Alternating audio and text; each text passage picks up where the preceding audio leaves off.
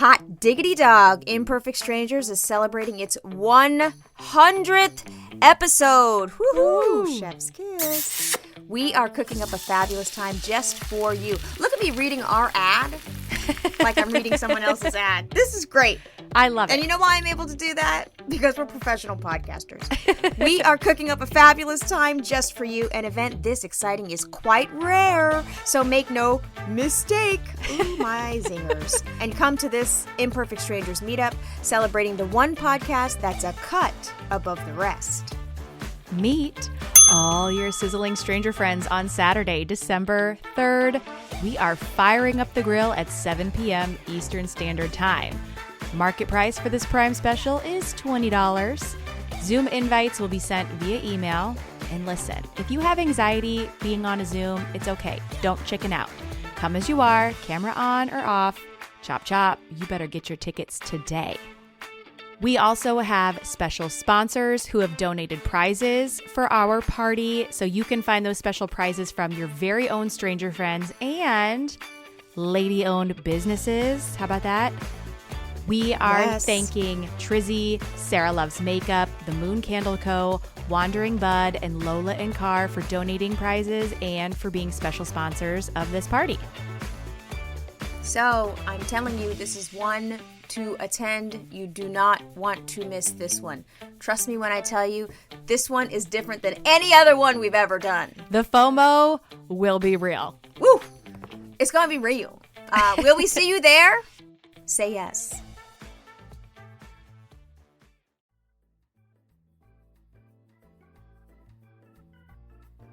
We have special sponsors for our 100 party, and one of our favorite sponsors is Trizzy. Trizzy has been with the podcast from the very, very beginning.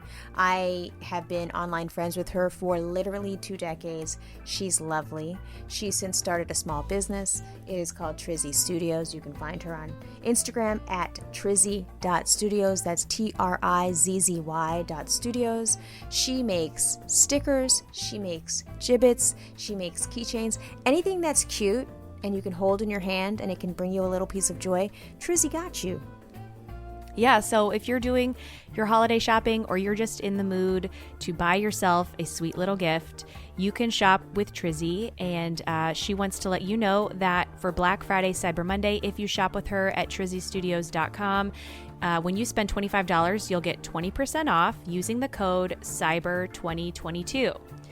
In addition to the savings that you can get just by being a stranger friend and listening to this show, if you come to our party, our 100 party, Trizzy is giving away 4 Imperfect Strangers keychains. Now, she did this last year. They are truly limited edition. So if you really want to be out in the streets representing your very favorite podcast, which is obviously this show, then you want to get access to these adorable acrylic keychains that nobody else is going to have except for 3 other stranger friends and hopefully Melissa and I. Yes. Again, when you spend $25, you get 20% off November 25th through 28th. Black Friday, Cyber Monday, using the code CYBER2022. Thank you, Trizzy. Thank you, Trizzy. And if you want to visit our website, it's at www.trizzystudios.com.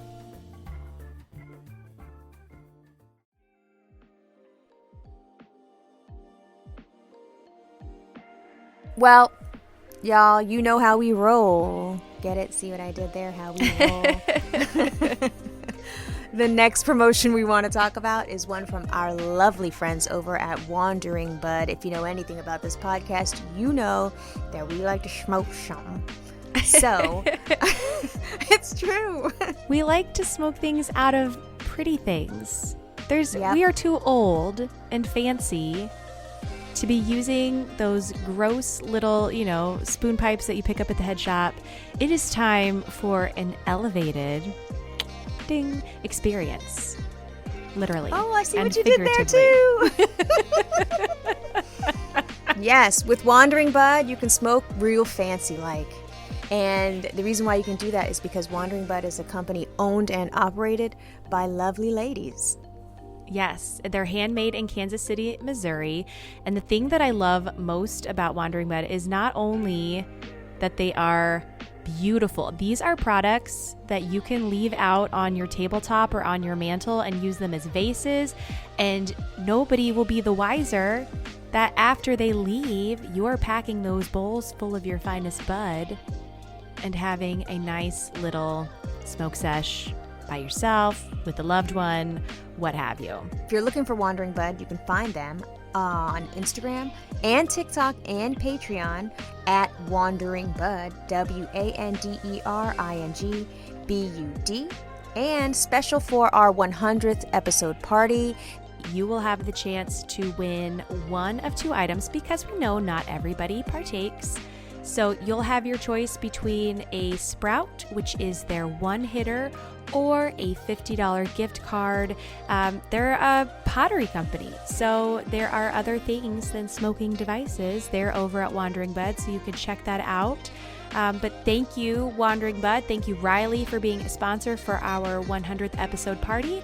And guys, make sure you check them out, wanderingbud.com, and on their socials at Wandering Bud.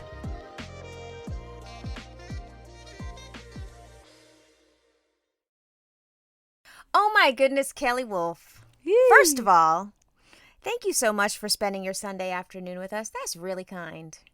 I, honest to goodness, no jokes, was like so stoked about this that I came an hour early. No, it's because I can't do math. She texted me, she's like, I'm ready. I was like, hold on, what's ready? I thought it was, but it also is daylight savings time, so there was a little bit there, but also math is not our forte. And also, what really is mountain time? You're the only person that lives in it that I know. So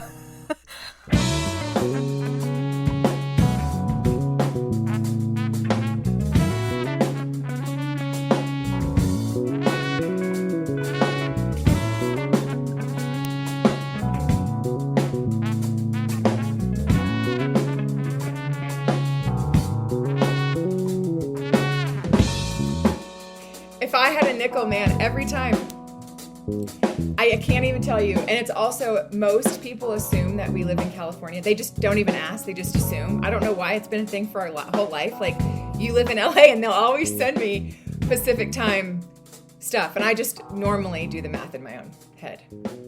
But I just got excited. Who really lives in mountain, though? I mean, that's a real question. Like, who? Nobody. That's why I love it. I know. There's nobody here. Whoop, whoop. Maybe you're onto something and we're not. I know. Did you lived in Utah and then you moved to Canada, and so now you're back in Utah, right? Is that how it worked? I will not bore you or any of your listeners with the bananas loop-de-loop that has been the last 2 years. But the short story is, we had a house in Utah since 2004. We sold that house in Utah in 2020, moved to Canada because they were closing the borders and my husband was working there. So we basically got told, if you don't come, you won't see each other for, we don't know how long. It turned out to be a year and a half. So we go to Canada. We can't really buy in Canada because that's super complicated. They have a lot of barriers to entry in terms of how you can do that if you're not a citizen, so on and so forth. We rent in Canada. Their market goes way up. So as we're renting, the renters keep selling the houses that we're renting. So we keep having to move. So then we finally moved back. We moved back to Utah. Yes, we are now back in Utah. Correct. My next book, the title is called There Is No There There. So when you see the title, it says there, there, there, like you were sad, like there, there, there, sweetheart. But really underneath it, it says America's obsession with the grass being greener, but it isn't. There is no there, there. There is no place. There and isn't. There really isn't. So when you were like, did I figure something out you didn't figure out? No. Are you surrounded by community? Do you have people you love? Is your family there with you? Do you like the house that you're in? Like, do you like your physical space? Then you are there. You are there where you are meant to be. Yep. I have this conversation all the time with myself. All the time. Well, you have a Zillow porn husband. Yes. Yes, you do. We call it Zillow porn. Yes, his whole thing. Amanda does it too, though. I have it too. Oh, you Zillow porn? She looks at Zillow like it's Instagram. I don't get it.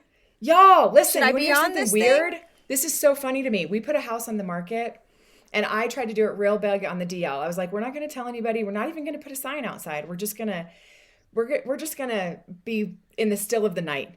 Within, I don't know, 24 hours, I get calls from all the Zillow porn people. And then I know who they are because they reveal themselves, right? If I'm getting a call from you, and how would you know this? How do you know? You can't know unless you are constantly Zillow porning 24/7. So I was like, you, and you.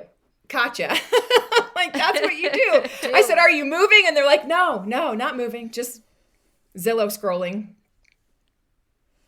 Everybody that I know has it, and I would like to have it. And is it because you like looking inside people's houses? Yes. Is it because you constantly, or is it because you don't like where you live and you're willing to make a change? Like, what is it that makes? Because Justin Beck, this is our forever home, so I don't know why he's doing it. Yeah, Amanda, answer that. But can you answer those questions? I'm so curious too. Yeah. I don't Zillow porn either, unless I'm actually moving.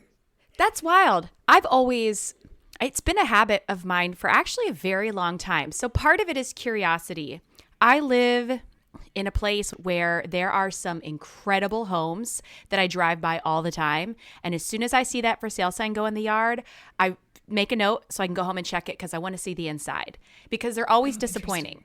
So because I'm always driving by, like fantasizing. Like there's this one we drive by on the way to my mother-in-law's house, and it is so old and gorgeous, and it is palatial. That is the best description for it. And inside, it hasn't been touched since probably 1960. And sometimes you get the gems, which are like, sometimes I'll send Melissa these amazing time capsules, and I like to pretend that like I'm buying it, and what would I do, and what would I take out, and what would I keep. I like to also then say the grass isn't always greener. There's this beautiful palace that I drive by, and I fantasize about what it would be like to look or to live inside of it. But then on the inside, it's really ugly and gross. And I'm like, okay, well, it's not that amazing. Well, yeah, I was going to say, is it aspirational / manifesty vibes, or is it I want to see how not great something is so I feel better about my own situation? Which one of those weighs more? Yeah, I think some of it is that. Yeah, I want to feel better. And I like this house. I like our location. I like where we are. However, and Melissa and I have had this conversation a couple of times, I would like something that is more wooded and private, and that is available to me where we live. And so I'm always kind of on the lookout for, is there some place where I can go that would afford me that but still stay in the school district? Because people don't typically move here. They come and they stay, and they don't leave until they die, or like they decide to retire and like downsize. So it's a hard place to like move within. So I think some of it too is just like trying to stay on top of. Let me ask you this. One day you Zillow porn and there's your dream house. Like everything. It's exactly from your brain to reality. What happens next? Then I look at Chris and I say, we're putting this house on the market. Okay. We're moving. You would do it. That's what happened when we moved here. Lennox was just a baby, and I think Chris had the kids out doing some kind of activity. And so we were just walking around the neighborhood. I had him in the little pack, and I started noticing all of these houses for sale were like going really quickly. And I thought, oh, well, I bet we could sell really quickly. And I was like, and my thinking at that time was I wanted to get closer to downtown because that's where he was working. So he had like a 30-mile commute each way. And so he came home and I was like, we have 30 days. We're fixing up everything in here that needs to be fixed up, and we are leaving. And he was like, okay. And then the first house that I found here that I wrote an offer on, he didn't even come see it. I called him at work and I said, I just saw this house. We're making an offer. This is what I'm offering. You can come through this weekend. And we're good to go. That's what we're doing it. No, I love it, because that's my thing is I'm like, what happens when we see the thing? And then what do we do? Do we do anything about it? Or you do. So your answer is yes, I would do something about it. 100%. And you know what? We went and looked last summer at something, and it was the dream home. Like I'd been watching this house for a really long time, and it actually inspired us to come back here and like make space usable that we hadn't been using so that we could get the thing that we wanted. So I think too, it kind of helps you to, kind of reimagine what you could do with your home as well. It's like window shopping online. It is the add to cart, but then never checking out. I think there's some of it too, that fantasy. Isn't that funny? I mean, so there's a couple things that I think are interesting. One is, what kind of personality goes, I'm coming to this house and I want to stay here forever. I find that fascinating. Like, this is my forever home. I will grow old here. I might even die here. Because I've never had that. I've never had that in my own I might now. Now, after this whole rotation, I might become that person. Whatever's. But anyway, fascinating. So listen. Yeah. We want to talk to you about your level of expertise. Yes. You know, I was telling Amanda this. I got today in my, you know how Apple sends you little, remember this beautiful memory? Yeah. Today's memory, and I swear the iPhone be listening and be knowing our business. Today's memory has sent me a picture of our bedroom in New Orleans. All 3 beds lined up nice and neat in the glowing sunlight. It was November 6th. I don't know why I took a picture of this. We had only been in there. We had survived 1 week. We had 1 more week to go. The day I left. We had survived 1 week. We had 1 more week to go. And I was like, oh my gosh, this thing must know that I'm about to talk to Kelley. And I thought about, like, and I've said this to you too. I've explained it to Amanda because Amanda was there when this whole thing, you know, rained terror Percolated. upon our households. Yeah. Yes.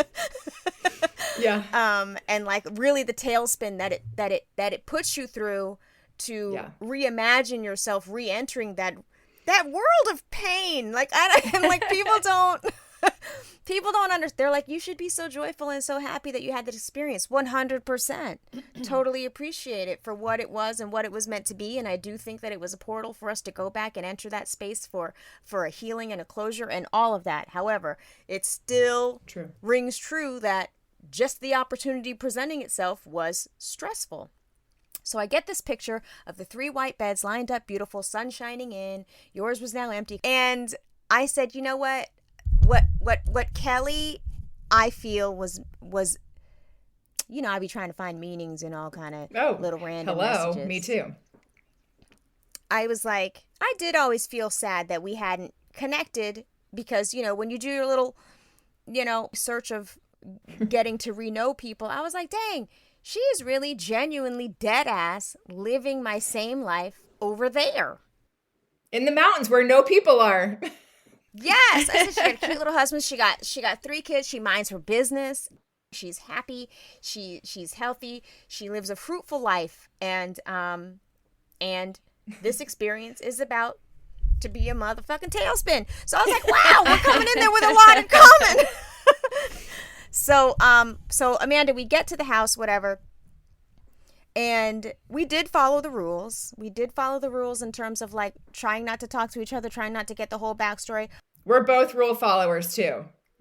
Yes. Mm-hmm. All I had was what was available to me through the Google. And then like our chats in between were just like, are you going to sign it today? I don't know, girl. And then also, what are you going to be wearing all black? You know, like we were talking about stupid, superficial stuff, even through the quarantine. The one time we spoke was when she taught me how to use the in-house coffee machine, which was awful. But, you know, the real, true re-meeting of each other was authentic in that we hadn't gotten to know each other, but we did. And I tell people this, Kelley and I got to know each other, re-know each other in that experience through texting. So we weren't sharing it for consumption. We were doing it for just me and her together. Just me and her. So like texting each other about this. And then how'd you have your baby? Oh, really? You did? Mm-hmm. Did you breastfeed? So like we were doing that, but not on camera just because, you know, that's personal stuff that you share with a lady friend. But I look back on it now, it's always going to be what you just don't know what you don't know. Like even an experience like that, we're not in reality TV. We didn't stay in it. We don't have a real like thread of understanding. I think I would have spoken those things more out loud if I really understood the point of what we were doing there. I think we were trying to almost be respectful, which sounds really weird, but like, oh, we're just going to try to not make a scene over here over what we consider boring.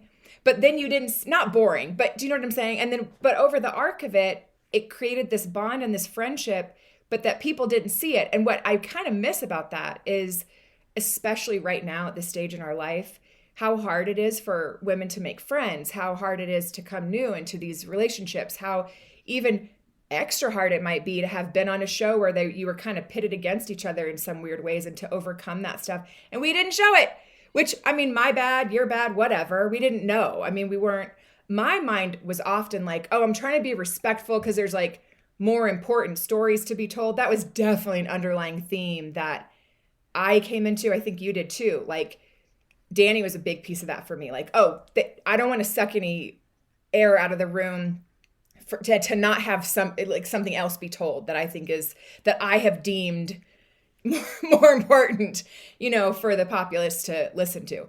But upon reflection, I do think there's a really important conversation about female friendship and how you can create it and what it takes and the vulnerability and, all those different things. We happened to have a lot in common, but it didn't matter. We were just being willing to be vulnerable and to answer the question, and meet each other at this time in this stage. Yeah. Yeah. But I also do think that little layer of respect, because Amanda and I have it too when we're creating this little work that we put out into the world. There's a little piece there that it's just like everything I do and say is a reflection of the people in my life. So like I went in there like, don't be messing up Justin Beck's life. Don't be messing up the kid's life. So when she and I are editing, after we've had, she and I will record for 2 and 3 hours to make a couple of episodes at a time. It'll be like, and I mean, just the subtlest little things. Do you want to take this piece out about what you said about Justin Beck? Do you want to take this piece out about what you said about Chris? Do you want to take this piece out about what you said about a 13-year-old that definitely does not want to be on your podcast? Agreed. So like that respect piece was really coming from a place of like, other people's lives. This is not real life. Mm-hmm. Yeah. This is not real life. It's a cute little TV show, but you guys are not, you are not owed everything about me. Yeah. You are owed the piece that showed up here. And the piece that showed up here is in this outfit, is eating this meal, and addressing what's being quiet right in front of you. That was mine. I'm like, snacking and being quiet or trying. But I do think I think that when you come into a friendship with women and you and that respect piece is first and foremost, you're going to have so much more compatibility in the event that, exterior shit didn't work out, you know? So, totally. Anyway, what they didn't show on the show, Amanda, is oftentimes, and Kelley, she went in there, I know she didn't want to, and I won't speak for you. You could say she didn't want to go into that experience life coaching, because that's not, that's her real life outside in the world, and we are people that she knows in a weird way. There was all kind of weird ethical That wasn't my lane. issues That with felt unethical to me. Oh, yeah. Still does. Anyway, yeah. But I was like, okay, but what about right here? So how about over here? Nope, over there? Yes. Yeah. So we had gotten on one of the days, we had gotten into a really long and deep conversation about negative self-talk. And I was talking to Amanda about this before we got on here. Because, we were perusing your book before coming out here because we wanted to be professional, and know exactly what we were talking about. So we were revisiting pieces and parts. And I know that you're a big proponent of saying negative self-talk is not helpful. It doesn't do you any good. It doesn't. But we're negative self-talkers. That's the problem. I texted Melissa, I am just the human embodiment of worry. And and I'm there were so many pieces that you had written about that resonated with me. And I was like, oh, I should try that. I should try this because like you were saying, as you're washing your face or doing the dishes or cooking, you do what I like to do to pull myself out of a panic attack is that kind of 5 senses. It bring me back into the moment. And then I was like, but my dishwashing time and my shower time are the times where I just freely let my mind just kind of walk down all of those paths. And so I was like, wow, I really need to find a way to bring myself back in. So Melissa and I were talking as we look towards the next 2 months. This is kind of a big time, I think, whether or not you participate in Christmas or Hanukkah or any of the holidays that happen this time of year. It's a natural, I think, it's a natural stressful time. So I think we wanted to kind of invite you in to maybe help us be not as neurotic or worried or stressed out as we normally tend to be. help us. Please help us. Please help us. Okay, well, wait. I have to ask a question though, Amanda. I have to ask a question. You can do what you want with this later on in your show. But okay, you said I go up to the dishes, and that's my time to let my mind go freewheeling down all these paths. So when you said that, did you mean that's my time to go freewheeling down my worry paths, or that's my time to go freewheeling down my manifestation, excitement paths? What did you mean when you said that? It's doom and gloom all the time. Okay, doom and gloom. But you said it almost as like, that's my time for doom and gloom. Like if I say it to you in that format and I'm like, no, that's my time for doom and gloom. That sounded like Jennifer Coolidge, didn't it? Oh my goodness. Yeah. But that didn't it? Wish I could recreate it. But that little intonation made me think, oh, she must be talking about that's my time, i.e., that's when I think about the painting I'm going to paint or this or the house that I want to buy. But you're saying that's my time to like roll around in it. Is that what you meant, kind of?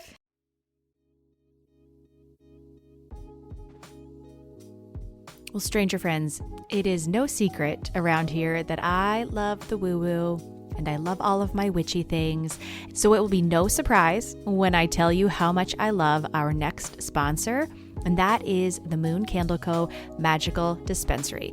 This shop is owned by our very own stranger friend Amber, who makes the most gorgeous and they're delicious smelling incense and candles and cleansing wands and oils. She has it all. You don't have to be into the woo-woo to enjoy Amber's products. They are indulgent and so special. And you can find her at Instagram at the Moon Candle Co., as well as in Etsy at the Moon Candle Co. And for those attending our 100 party, you will have a chance to win Amber's custom gift box, which is a $60 value. Why don't you go ahead and tell them what is inside? I've gotten this box before. This box is absolutely brilliant. It is so pretty. It's almost too pretty. You kind of don't want to use the stuff, but use the stuff because the stuff smells delicious. You will get inside this box a home cleansing and energy clearing items. You'll get intention candles, herbal smoke cleansing wands.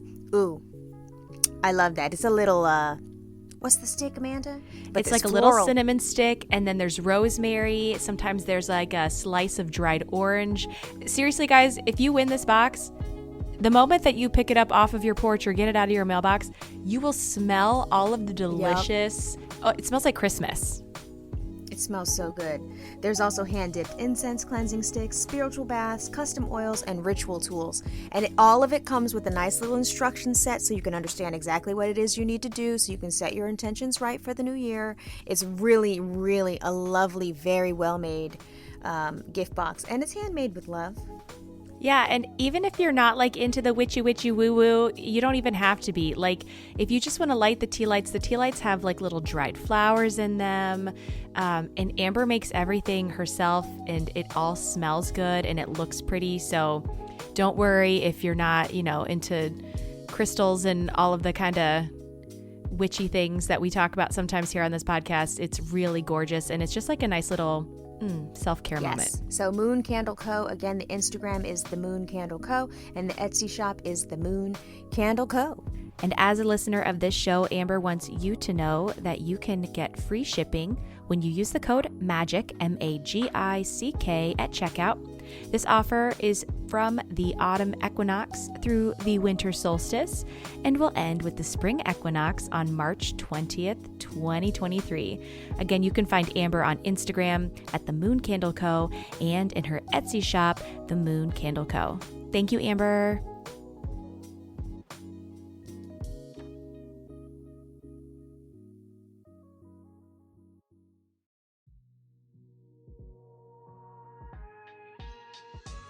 Do you remember at the very beginning of this podcast when we invited a lovely lady named Sarah, who's also from Long Island, to come on our Monday Night Live and teach us how to do, or teach me rather, because I don't know, how to do a winged liner?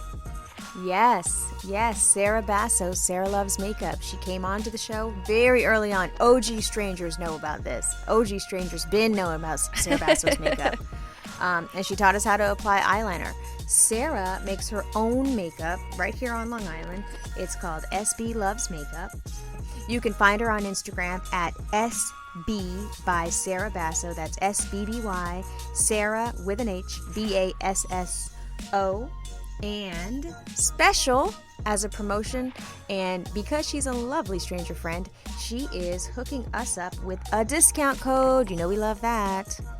Yeah, so you can use the code Stranger Danger, 25% off of your order at SB Loves Makeup. And I have to say, I would say that my makeup bag is now like 85-90% SB Loves Makeup products. Her stuff is so good. She has these beautiful cream products that you can use on your cheeks. You can use them on your lips. Sarah has sent me colors that I like. She'll just like throw in something extra when I place an order. And she's like, try this. And I'm like, oh, that's not my color. And then I put it on. Melissa, they're always perfect. They blend, and I can't do makeup. So the fact that I can do it and they look really nice on my face, I think speaks volumes of how easy these products are to use and how beautiful the colors are. And because they're so easy to use, it's like you can look put together very, very quickly with her stuff. I've seen it.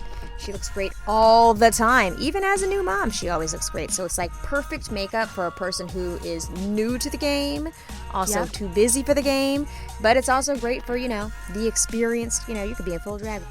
If you want to hit up her Etsy shop, you can go to etsy.com/shop/SB Sarah Loves Makeup. That's SARAH Loves Makeup. And if you're attending our 100th episode party, Sarah has generously donated a $50 gift card to her shop. So make sure you join us for the party for a chance to win that gift card. I promise you will be addicted once you try her products.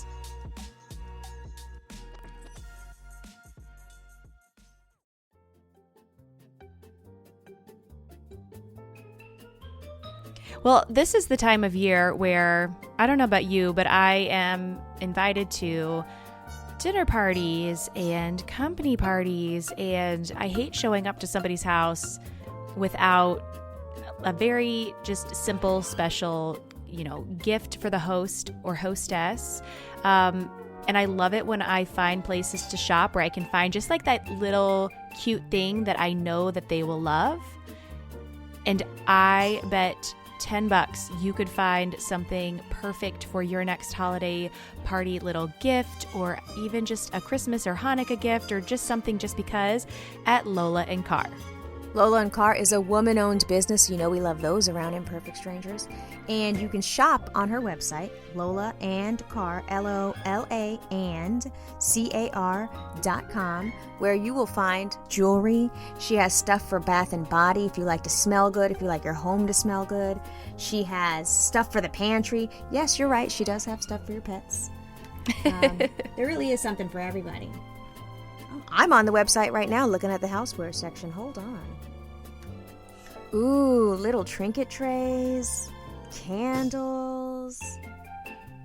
Ooh, cute little coffee mugs. Yes, this is very cute, and you will also be supporting a small business. So, if you need a small gift or an item to show up with at a party, it's lolandcar.com. And special for our 100 episode party, she is donating. Amanda, what's she donating? We are getting a $50 gift card for the party. And so if you join us, you may be the lucky winner of your own $50 gift card to Lola & Carr. And the thing I will say about her little shop is that she has everything in there is like very mindfully chosen to be affordable. So for being a listener of this podcast, Lola & Carr is giving us 20% off of your purchases that are made there by using the code STRANGER20. Yes, so hit up Lola & Carr, find the beautiful things you like, and enjoy your holiday season.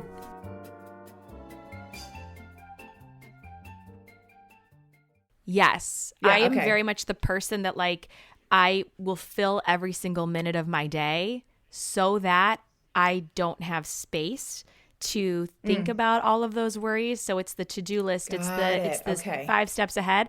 And so when I have that quiet time, that's when my anxiety is the worst Permission. because yes. Ooh, you would be so easy to work with. We could snip that cord so fast. But what are you getting from it? What is that time feeding you? It's feeding you something. Well, I think Melissa and I both have this is like if I'm not worried about it and if I'm not trying to find the 5 different things that could go wrong and then the appropriate solutions for those, nobody else is worrying about it. And so we're all going to die. It always ends in death. Yeah. Okay. Yeah. Well, of course. I mean, that would be the most desirable doom and gloom path to take, wouldn't it? Well, no, I won't coach you here, but I just was curious because I think that it's an addiction and also a brain patterning thing that none of us, nobody really can really take on board, that the thing that we do over and over again, and it doesn't matter what it is, that you can drive. This is my favorite example. If your child has, let's say, soccer practice, and they've been in that same team for, call it, let's 3 years, and they go to the same field over those 3 years, you probably, I'm just guessing as a mom, don't give yourself a lot of time. Let's say we know it takes 10 minutes to get there. You probably take 15 minutes, you leave your house before it's time, right? Do you always go the same way, or do you leave and go down a different winding path, or do you always go the same way? Barring an outside circumstance. That's a real question. Do you always take the same path? Yes. Always. Okay. Your brain does the exact same thing. So your brain doesn't know that there's an actually faster and much prettier path that gets you there with only 2 to 3 to 4 extra minutes. And you have to ask yourself, is that worth it? Would you rather have a more pleasurable ride with more beautiful things to look at? It's going to take a little bit longer. You know, the worry brain, that's easy. That's low-hanging fruit. That's the easy path. The other one takes a little extra effort, maybe a little more time, but holy smokes, it's way prettier and it's way more peaceful. But you do have to do the extra step of recognizing that you're doing it in the first place. If I was working with you, the very first thing that I would do is, because you were so specific about it, Amanda, so specific about the dishwashing time is my time to think through the possible problems that could happen and how I will avoid them, and also add at least 10 things that will never happen, how I could avoid those, all resulting in death, which has obviously never happened because I'm still talking to you, right? So you might then say, oh, but that's because I thought through it and I know how to avoid it. But the reality is it's just time spent, right? So our very first step would be, the next time you wash your dishes, you will have to say, oh, I was so about to get on the worry train. So just this one time, this one dishwash moment, not tomorrow, not later, not my next one that happens in 7 minutes, because we all know that's all we do all day long. But if this moment is going to be about one aspirational thing that I'm hoping for myself, maybe I've been really wanting to pick an amazing outfit for a party that's going to be in December. Like, I don't even know the party yet. I just want to have that outfit ready. Like, I want to have something that when somebody says there's a party, I can go. Start thinking about that. Just today, for that one time, for that one moment, for that one dishwash. Keep doing that over and over again. You just have to disrupt those places where you like to go constantly. You know, it's so frustrating, right? Because it's both so simple and so hard. But I can tell you, I am a living, walking form of a human who chose that over and over and over again, and was such a chronic worrier to the degree that it hurt my life. You know, I mean, I didn't have as much joy in my life. I did struggle to see the joyful things in any given moment. I did think the grass was greener, you know, all that kind of stuff. Not that I'm like floating on air by any means, but it's just I don't do it as much. I can see it now as the addiction and the problem that it was. And I can make another choice because I don't want to live in that space the way that I used to. It just felt draining to me. I literally felt drained by it. Now, what would you say to a person who's like, that person is me, Okay, I knew that. I was going to take a shot in the dark there. I was like, is it you? Hypothetically speaking, let's say I have a friend. Let's say there's this person that I know about. Yep. Yeah, I know her. Sally, keep talking. I have a thing where I worry about big picture things that other people don't really worry about. So I worry about like catastrophizer. Yeah. And it's just like, that shit is impossible to fix. How you gonna fix it, Greta? I worry about that for like in a like, I feel very sad about you know, injustice and shit like that, to where, and I'll be really upset, and I will want to engage in a conversation about that because I just want to, you know, get those feelings out. But then because other people are not as worried about it as I am, I take their inability to have that conversation with me as dismissed, insulting, and now the whole vibe's fucked up. And I did that. And I did that based on worried about a real thing. I'm worried about a real thing. Why aren't you worried about this thing too? And so I have it to where I am not worried about the day-to-day. Like, I am terrible. I'm not worried about getting to dance class on time. I'm really not. I don't care about that at all. But I am worried about these guns. Like, that's... Yeah. I don't know how to, like, what is the place that I need to, what's the space I need to live in to fix that? Yeah. To me, I'm not going to, there's no, so I understand this so deeply, obviously, as a person, as a mother, I am that too. I worry, I get pinged quite hard about like global situations. You know, mine obviously are the injustices for sure. I mean, I think I told you, I started a nonprofit based on a documentary I saw. I like became like cuckoo for Cocoa Puffs. I could not stop thinking about it. You know, I just had to do something. And that is good. I mean, I'm not saying that that's not good or right. Mine, for me, it's the environment. I could get down I can fall to my knees in like 2 seconds if I start down that path. But the questions that I always ask are, well, there's a couple. One would be, and this is something you could do another time. One would be, do you do anything about it other than engage in conversation? Because that's a really crucial piece. We're not going to get rid of that, nor should you. I mean, I think we could all make the argument we need to care more about a lot of things. But I also think that what we all know is, let's take the environment. My recycling's not going to cut it. It's just not. You know, like, I wish that it did, but I either have to do more or choose the times that I'm going to fixate on it and be very conscious about my energy, my effort, and my time within that container, right? Because one of the bigger things that I think is kind of, this might be a little bit too woo-woo or something, but if you are a light worker, like Melissa, for instance, when you come into spaces, you change the energy of the room. You have that kind of power. If you walk in, oops, that was the wrong thing to say. Like, thank you. Accept it. Take it. Thank you. In whatever, and by the way, you can. I've seen it happen. I've seen it happen 22 years ago, and I've seen it happen in current time. You can walk in and change the environment to one level. 5 clicks up, you can also drop it 5 clicks down. You have, and tell me if you think this is wrong, you have that kind of power. If you begin to understand that I have that kind of power, it is now your responsibility to maintain your energy field so that it doesn't get dropped down into the ground.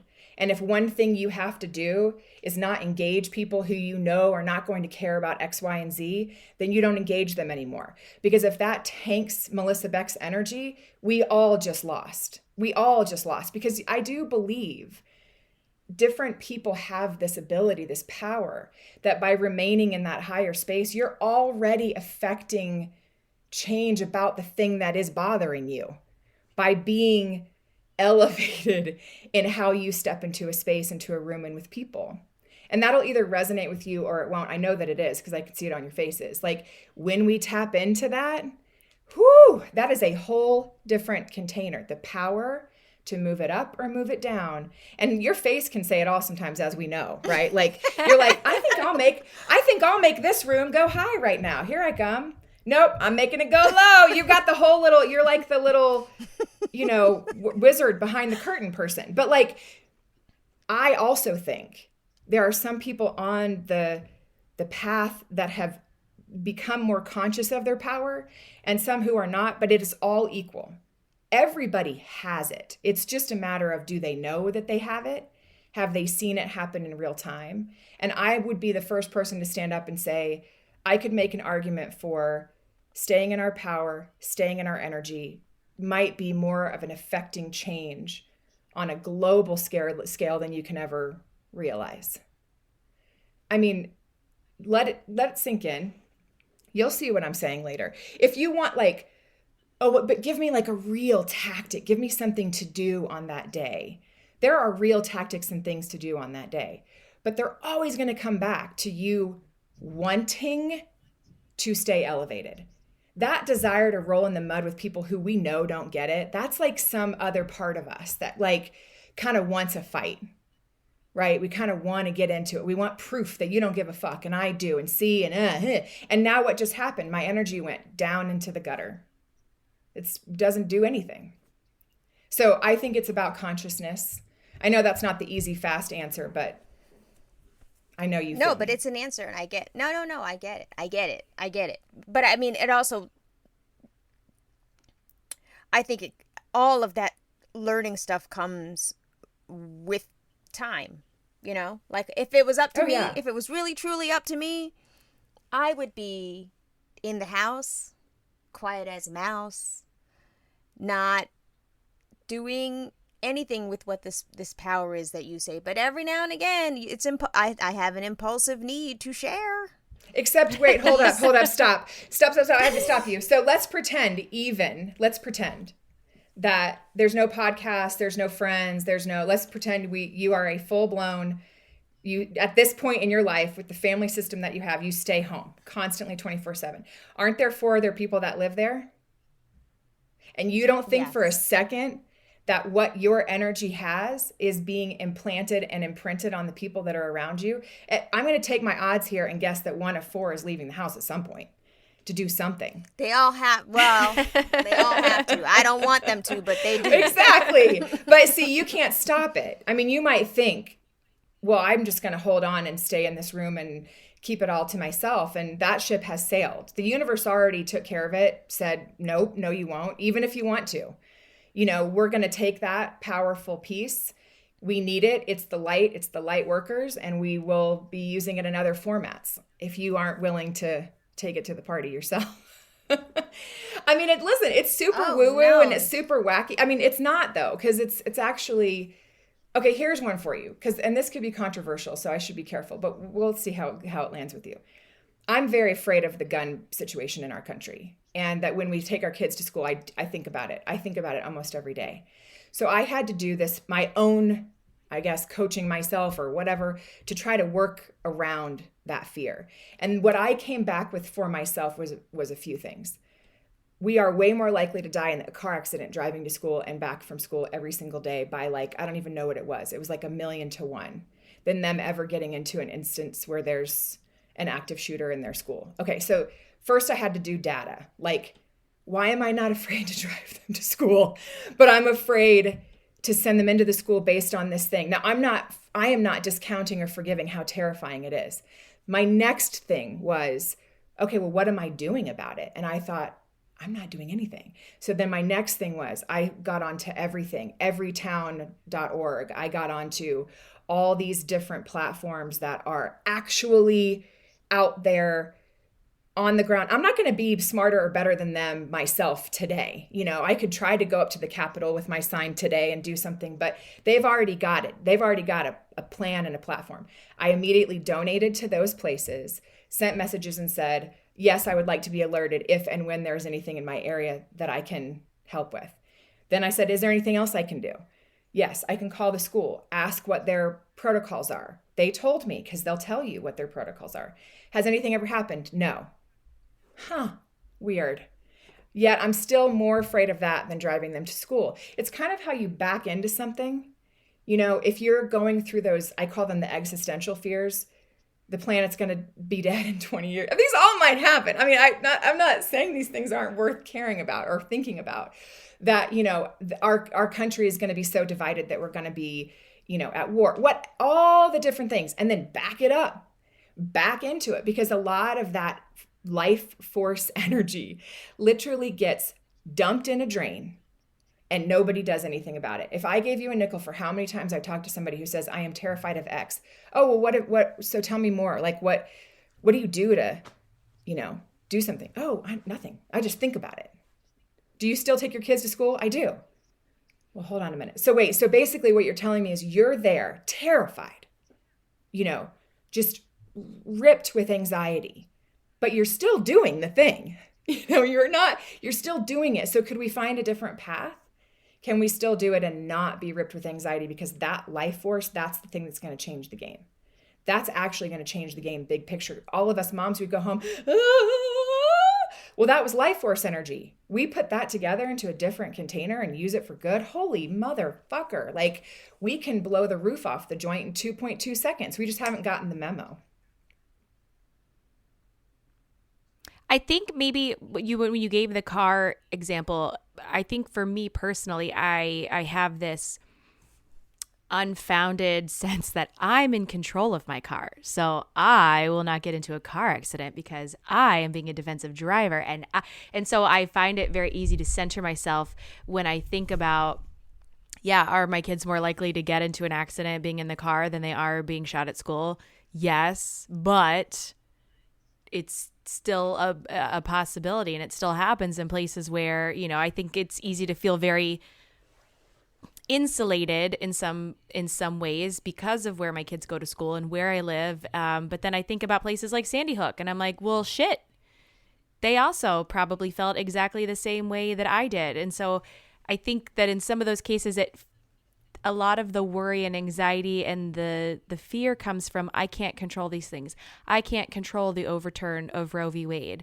And so then that sends me down a path of like, well, what's going to happen to my daughter? What's going to happen to my granddaughters? What's going to happen to the women in my life that I love that are, you know, pursuing families or not pursuing families? You know, I think a lot of these things, a lot of the anti-Semitism and things that have been given a platform and a voice recently, whereas before they had been a little bit quieter. I think it's hard to, I don't know. I find it hard to feel like to not worry the world about it. isn't on fire. Yeah. And it feels very much like I can't do anything about it, but worry. And I give money in places where I feel like I can affect change, but then how do you stay out of that habit of like, well, I've done these things, but is it enough? Right. Well, again, my overriding answer is, first of all, welcome to humanity, right? I mean, there's I was going to pull out a bazillion quotes that we've all heard so many times. Like, if we decide at one point to not fight for abortion rights, and we are Gloria Steinem and we're way back in time, and she doesn't stay gritty and stay focused, that took 50 years. Does it make me angry to have to go backwards? Hell yes. Do I also remember the people before me that went, all right, people, it's a long road. We might not see the end of it. Our kids might not see the end of it, but we can't give up. We can't take our life force and sit in our living rooms and roll around in the muck of our brains. That is where I get frustrated, because I'm like, well, hold on. We all have this amazing life force, and we're all sometimes spending it doom scrolling, worry, you know, just rolling around in worry with no activity. And I would almost make the argument that after you have done, to your point, Amanda, whatever you feel you can do in that moment, sometimes it's going to be small and sometimes it's going to be big and sometimes it's going to be nothing. But sitting in worry isn't going to do a damn thing. It's not going to do a damn thing except for drain your energy, drain the energy of the people around you, drain the energy of your friends. It's a full-blown drain. You know what it does too? You go to a coffee shop and you're all, and then you drain the energy of the barista. And then the barista goes back to get something from the kitchen and they drain. And now we're just this domino of like shit energy meets shit energy meets shit energy. And then everybody's like, fuck it, I don't care anymore. Let it burn, right? You kind of just keep going around this circle. So my thing is like, all right, ladies and gentlemen, maybe our job outside of doing whatever you feel you are able to do that you can handle and that is within your means, et cetera, the next step is don't go there. Keep yourself high, keep your energy up, keep your grit intact. It's like I have In Dolly We Trust, because I swear to God, Dolly Parton, that's the kind of energy I'm talking about, right? That sort of like works hard, makes massive impact, never apologizes, and keeps the energy high. And guess who is the most non-divisive person on planet Earth? And they figured this out, the New York Times. Dolly Parton. What? Didn't I say that? Yeah, we were literally just talking about Dolly last week. Isn't that wild? Yes, I do believe. And Dolly Parton, what I also really like about Dolly Parton is she's always in stealth mode. Yes, grit. It's going to be one of those things where, God forbid, but when she passes, they're going to unfurl a scroll of all of the places and all of the things that she did without a word. Yeah. In Quiet silence. as a mouse. Nobody Quiet knew. As a mouse. Yep. Nobody knew how she was doing it and how she was moving. And everybody's going to come out with a little story. They're going to say, remember the time Dolly Parton did this for me? Remember the time? Man, I'm a nobody. And Dolly Parton said this about me. And then it made me get this. There would never be a Dolly Parton or anybody like her if they didn't begin by believing that their light was strong enough to affect that kind of change. It had to start there.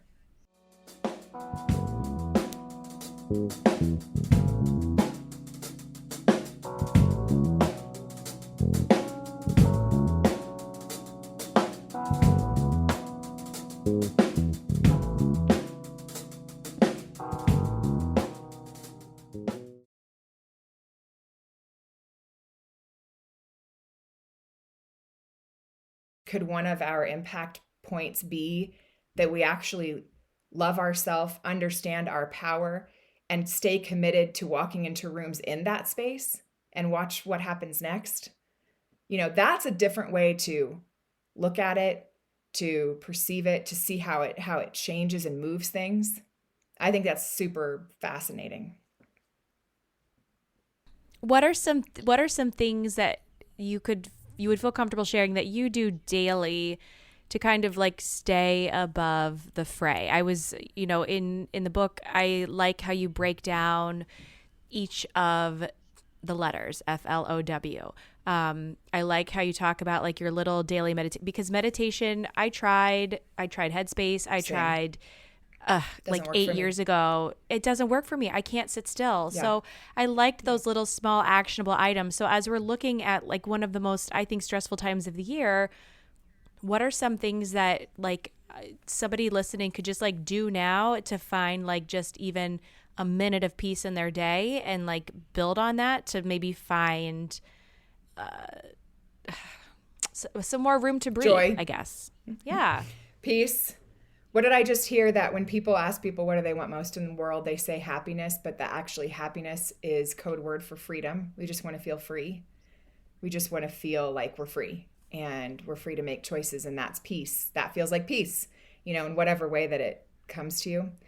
My personal ways of not getting into it, and, same, I have 3 kids, husband works out of the country, like stuff is crazy. Busy. There's, even this morning, I had one of those moments where I was like, whoa, whoa, whoa, like power down, right? Going, oh my gosh, there's that birthday and this, and I didn't call the so-and-so and they have to pick this up. And I start the scroll. And when I start the scroll, that's exactly the moment that you've got to stop. You'll get this in the book, but it's easy to understand. You have got to recognize your own path of doing that. You have to see that you're doing it. That's the biggest, most crucial part of this technique or anything like this that's ever going to really give you long-lasting change, is you've got to see it. And I know it sounds asinine, but oftentimes people we don't know we're doing it. Like Amanda, to your point, you're like, oh, I think I'm being productive. but it's actually not, it's not productive. We've proven it time and time again. Worry in and of itself is not productive.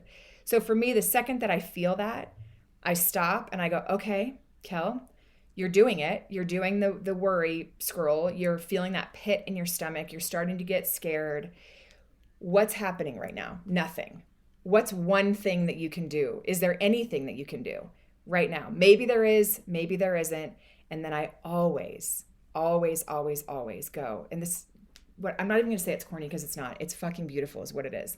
I stop.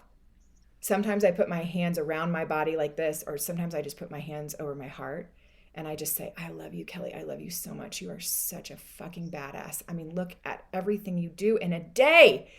Good Lord. Where did you come from? You are amazing. I just say it over and over. I love you. I love you. I love you. I love you. I love you. And it calms me back down. It puts me back in my power. It also, in this bigger kind of way, makes me go, who cares? Okay, so I missed something. Like later, that's the big worry. Like I missed blah blah's favorite thing they wanted for Christmas, or I don't really know. So what? It just like pulls me out of that place that feels like ugliness. And then my other favorite thing, which anybody who's ever done 12 steps or knows anything about that stuff, ACA, I think is an amazing program. You don't have to, it's not about substance abuse or anything like that, just the 12 steps, which is you've got this one day, and if you can just look at it as one day at a time. And if that feels like too much, then you go, I've got to do this 1 hour. Okay, I'm going to do this 1 hour. So before I go down the bucket, before I go down the river, I've got 1 hour. Okay, what can I manage in this 1 hour? And then you just build upon that. That's an AA philosophy, which is if we said to somebody, you're never going to drink again, they're always going to drink.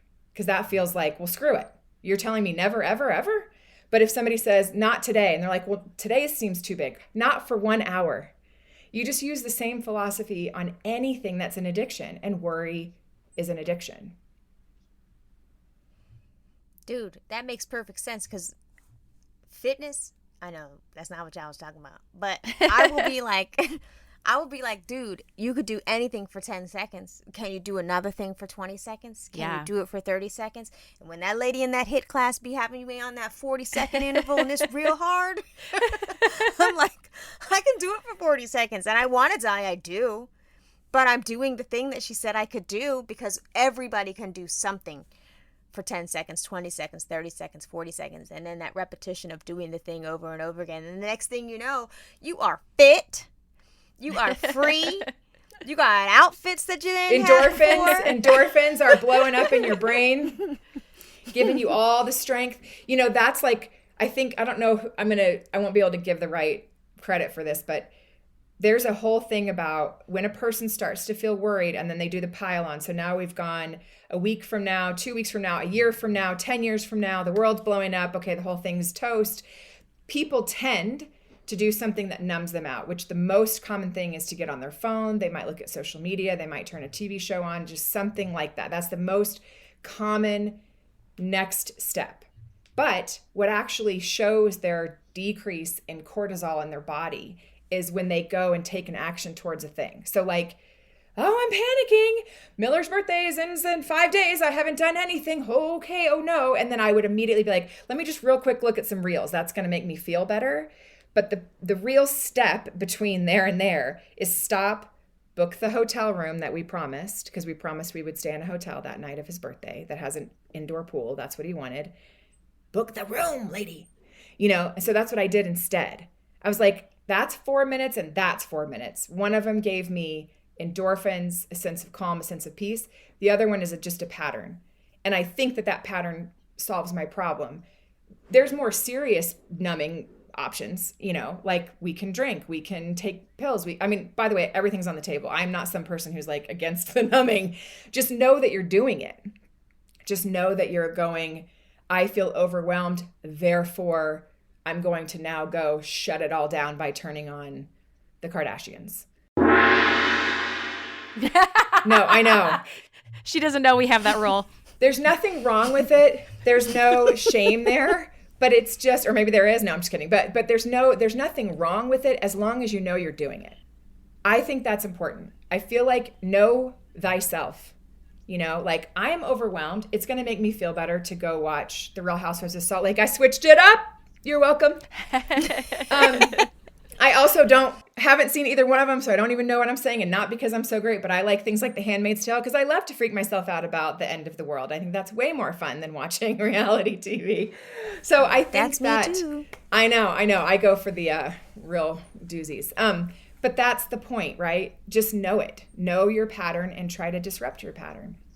Girl, Ooh. we've been talking for an hour and I feel like I'm mad positive. I know. I was like, I've been having a weekend and now I feel so much better. Oh my gosh, me feel too. like- I love that. Yeah, all boats like rise not when we that worried. elevate the energy. Why don't you go ahead and close us out with telling people where they can find your book, where they can find you online, you plug whatever you need to plug. My online presence is like my personality. I have one place I go and one place to buy the book, and that is it. And it's really simple. So I'm on Instagram. I'm at Kelley Wolf. That is the only platform that I'm on because I realized really fast I can't really do all the other things, and I started to get real scattered and cuckoo. And so I was like, wait, which one do I like doing? Oh, I like this one. That's where I'm going to do my thing. So at Kelley Wolf on Instagram, and the book is called Flow, Finding Love Over Worry, which is wolf spelled backwards for all those fun nerds out there that like to switch it up. That's on Amazon.